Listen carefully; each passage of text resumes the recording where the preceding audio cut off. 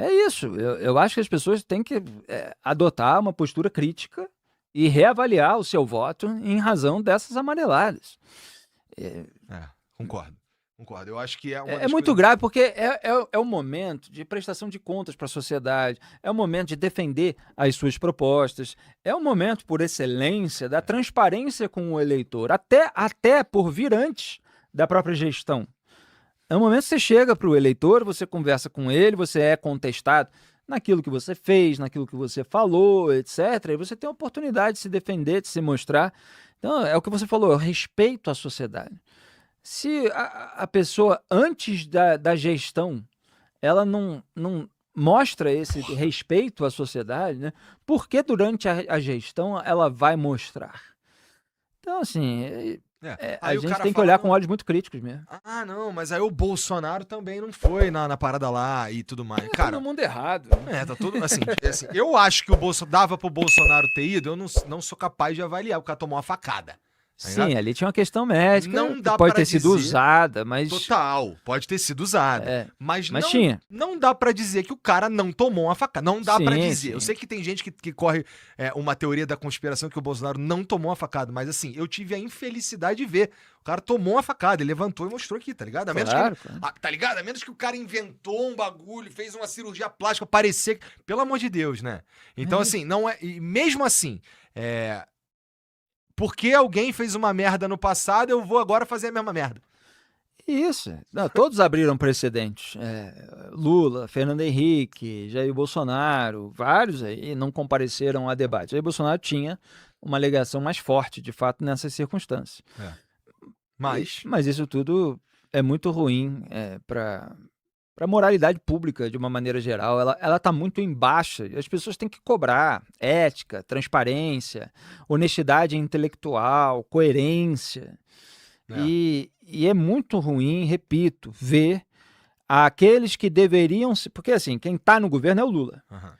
Quem está no 5º mandato é o PT. E, obviamente, o Brasil continua tendo um monte de problemas e vários problemas foram turbinados pelo lulismo. Inclusive o problema da corrupção e a dificuldade de se combater a corrupção. Então, quem está do outro lado e ainda tem um histórico, no caso do Sérgio Moro, ele realmente tem um histórico de combate à corrupção, de combate ao crime organizado, porque ele foi juiz e ele condenou muita gente poderosa, seja do tráfico, como Fernandinho Beiramar, seja da política, como Lula. Então, essas pessoas, elas deveriam se posicionar, elas deveriam agir de modo contrário às piores condutas petistas. Sempre que elas se igualam ou que elas se comportam de uma maneira ainda pior, elas fortalecem o outro lado, elas mancham o campo da oposição, elas legitimam determinadas condutas, elas ajudam a naturalizar o erro, ajudam a naturalizar a própria ganância, sabe? Porque a conquista do cargo, da boquinha, daquela remuneração garantida pelos próximos 4 anos, fica acima disso tudo. E a gente vai caminhando para uma situação aqui muito esquisita na nossa política no Brasil, né? E aí, cara, a gente tem aqui uma notícia também que saiu sobre o Lula, que é interessante, que é o seguinte, ó: o governo do presidente Lula não tem verbas para pagar 105 bilhões em despesas neste ano, considerando o gasto programado para 2026 e faturas de anos anteriores. Isso daqui saiu no Estadão, na Jovem Pan, mas os caras vão falar que tá lindo. Isso aqui é para dizer que eles vão falar para você que tá lindo, tá tudo lindo, tudo funcionando. Que nem no último ano, quando teve lá em 22, a notícia foi que o Bolsonaro estava falando muito intensamente que estava rolando um superávit primário, não sei o quê. E a gente sabe como essas coisas aqui são maquiáveis, né? Sim, sempre se pode fazer um recorte da realidade, usar alguns dados específicos, esconder alguns problemas crônicos do Brasil, como o aumento da dívida e o excesso de gastos, o aumento das despesas obrigatórias, tudo isso que, enfim, traduzindo para a linguagem doméstica, se você gasta mais do que arrecada, você fica no vermelho nas contas. E o que acontece é que governo após governo se fica empurrando com a barriga para as próximas gerações pagarem essa conta.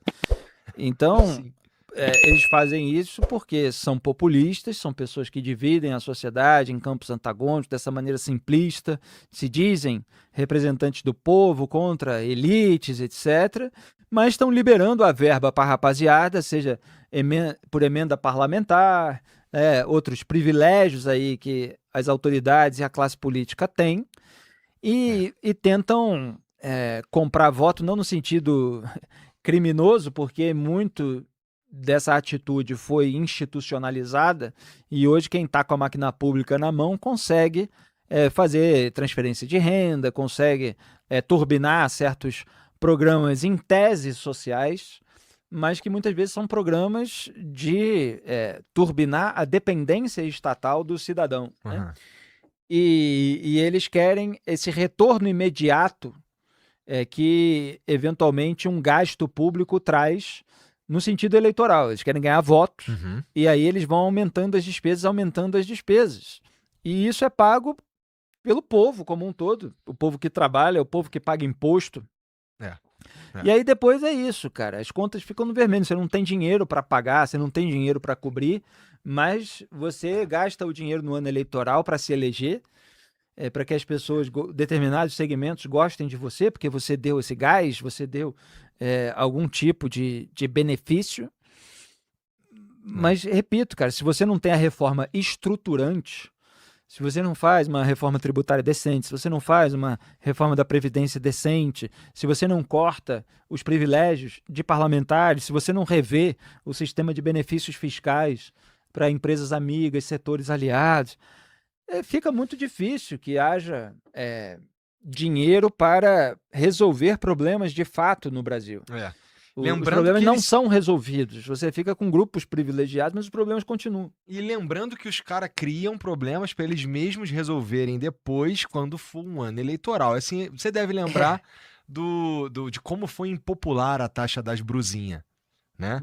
Que era uma taxa de 20%, se eu não me engano. E agora a Haddad está dizendo que não defendeu, né? Calma aí. E aí, defendeu pra caralho. Ele veio aqui e defendeu na minha frente. O Lula disse que ele defendeu. Defendeu pra caralho. O ponto é justamente esse. Os caras criam a taxa das brusinhas pra esse ano tirar a taxa das brusinhas. Né? Por quê? Porque eu e você, Felipe, sabíamos que ia cair essa taxa ano passado. E eu nem compro as blusinhas. Pois é, mas eu e você, ano passado, sabíamos que esse ano ia cair em algum momento. Exatamente. Que nem... E não dá pra dizer que o outro lado é muito diferente, que em 22 você vai lembrar do que o Bolsonaro determinou o preço da gasolina e do diesel. Lembra? Que ele segurou o imposto estadual, ou disse que, não, agora o imposto estadual vai ser tanto porque tá, sei lá, né?